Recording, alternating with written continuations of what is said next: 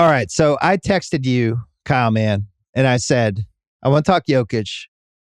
I want to figure out if we could grab anyone in history, what would be the most fun five guys we could put together?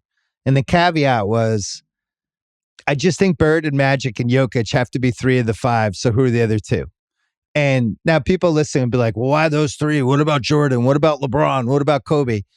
We're talking about pure fun. And for me, the basketball that I grew up watching, the basketball that I care about the most is the unselfish, guys cutting, passes that you could never expect, passes a split second before any normal human being could even see the pass. And then at some point, this greater sense kind of arises from the team. I watched it happen with the Celtics and the Lakers when I was a kid. It's still my favorite kind of basketball. There's been other guys that have floated in and out of that world, like Bill Walton in the 1977 Blazers. I wrote about that in my book. There was a little bit of Sabonis, even though he was washed up on the Blazers.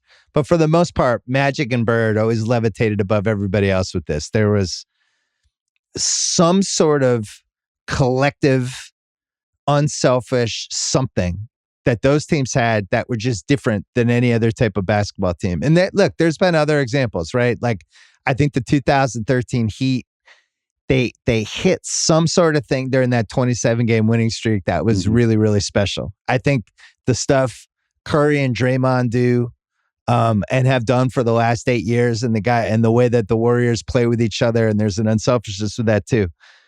But there's something different when somebody has freak vision, freak everything, and Jokic has it. And watching Sunday night was the first time I was like, this guy's actually probably better than Bird offensively.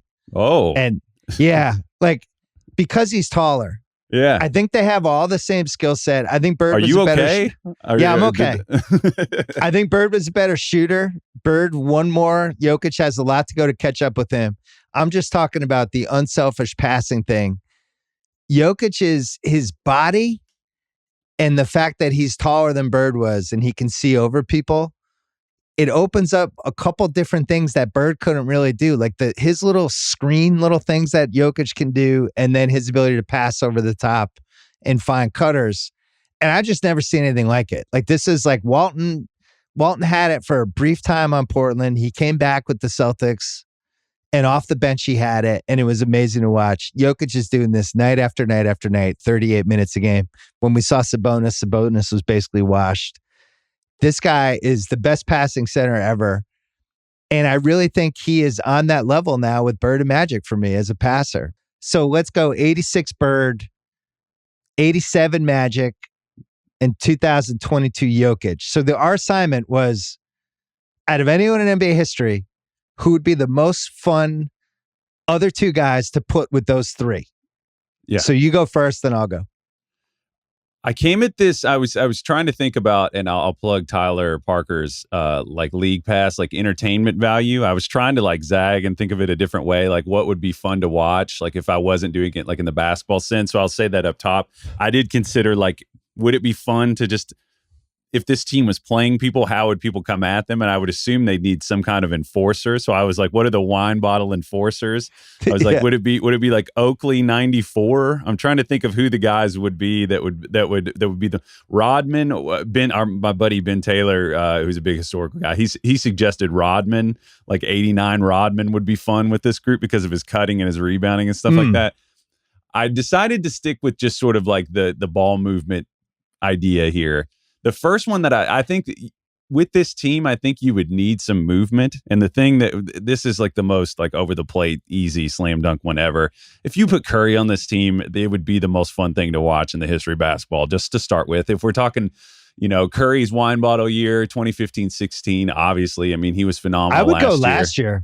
Yeah. So I'm with you. I had Curry. I think Curry's actually the fourth because all the stuff that makes Jokic fun to watch with Jamal Murray, Curry is the greatest version ever of Jamal Murray on his best night. That's just Curry, who he is.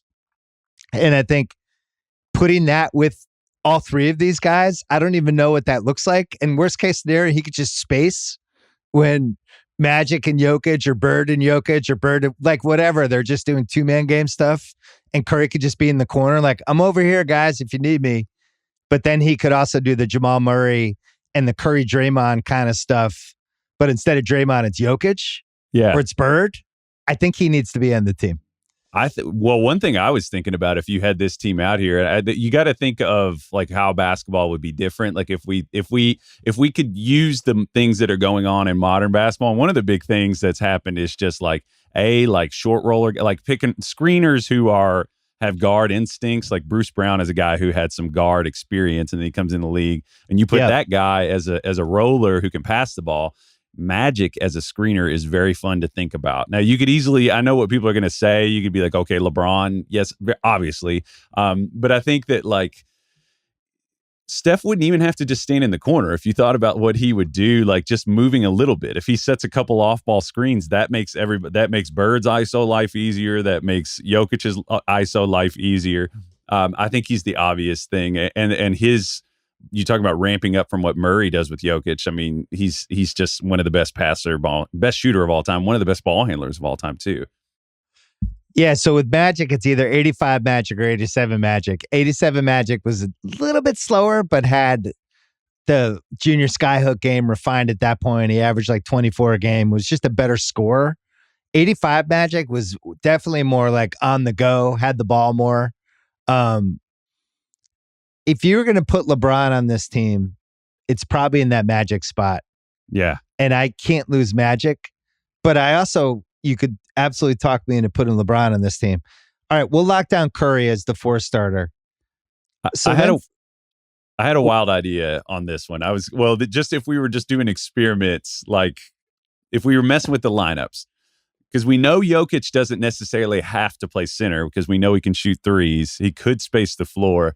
What if you slid him down to 4 and put Bill Walton in there? Like if we go put bigger. 76, 77, and then we got like the double, like, the horns, like the dual big guy at the elbow thing. And we could have movement. I just was thinking like if you want to see, if I want to imagine the best passing team, the best hypothetical passing team ever, I feel like that would be pretty fun. Because like I didn't experience, I know you were there, but I didn't experience the Bird. The Bird Walton thing was Walton thing. Like I remember I was watching some classic game and Walton just checked in for a few minutes, and the chemistry that they had immediately, I was like, holy shit. Like I was like, I knew it was good, but I just imagining that in that context, even like a lesser version of Walton, I feel like would yield some pretty fun moments. Yeah, they really got to a point where they were just kind of messing around with the other teams. That's where and that's part of the point of this team. You want to get to the point where you're almost messing around with the other team. You're so talented and you're on this different wavelength. It's like the other team almost doesn't matter. With Bird and Walton, Bird would do these little handoffs with Walton, then he would do quick cuts and Walton would just throw it over his head to him, and they always kind of knew where each other were. So yeah, that would be in it. So for my 5th guy, could go a couple ways. I think you need an alley-oop / cutter guy to kind of finish it off, right? We have a bunch of passers. We have Curry with some shooting. Bird can shoot. Jokic can shoot. We can go 2-man stuff. Fast break we can go. What we don't have is somebody to fill the wing. Now, the obvious choices would be MJ or LeBron here. Yeah. Right? You could go young MJ. You go 1988 MJ when he was just trying to dunk over everybody. Or you go 1992 peak of his powers MJ when he's probably a better basketball player and still has the same ups. And you could just put him as the 5th guy.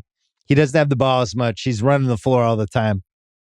You could do the same thing with 09 LeBron. If you really want the passing upside, you go 2013 LeBron. And I think that's where I'm leaning, which incredibly means MJ is not on my most fun team ever, even though he's one of my most favorite basketball players ever. But I think my final answer is 2013 LeBron. That Miami Heat 27-game winning streak version, putting him with Curry and these other 3 guys, I think that would make my brain explode the most.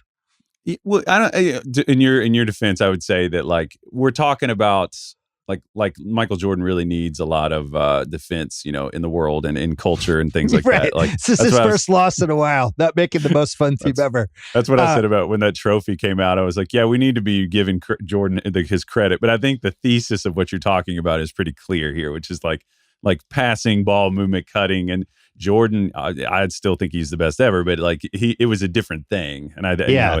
and so yeah. Well, one of the things I was thinking, if you're going to put Jordan on the team, you go Bird, Magic, Jokic, and then you just take MJ and Pippen from the 96 Bulls and you just throw them on this team. And now it's like, now we have everything. Now we're getting steals too and all these different things.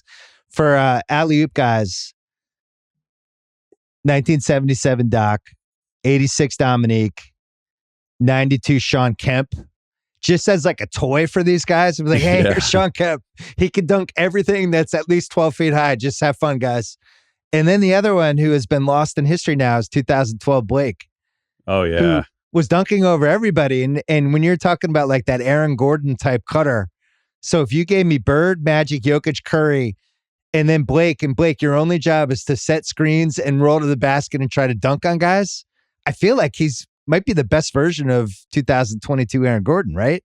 Yeah, I mean, if you put him in situations where he has like leverage and a guy is like shuffling to the scene to try to contest him, I mean, it would just be it would be a poster factory basically. And it's fun to think about like just the different, like if you just put, because there would be so much IQ on that team, the pressure. You could put guys in there in low pressure situations. I was thinking back about like guys that would be fun. Like what if you just threw a random one, like we'll say the ninth man. What if you just threw like O2 Stromile Swift out there? Like he's one of my favorite players to watch on YouTube. Just the crazy stuff that he would do. I actually kind of had another approach that I was thinking about. It's interesting to hear that you say that you would pick. You said you lean towards Pippen, 96 Pippen MJ, right? Is that what you were saying? I was just saying the two of them together with those three guys would be fun. That would be my final pick, but that was one option I was thinking of in my head. Just like now I just have like those two guys fit in from an IQ standpoint as well as anybody together, and just gave those two as a tandem with these three. Like, what would that look like? Yeah, I mean, they were basically defensive terrorists at that point in their lives. Right, I mean, like 92 they weren't fun. terrorists like they were in 96. 92 they were younger, more athletic. 96 they were like smarter and I think they were just dismantling teams.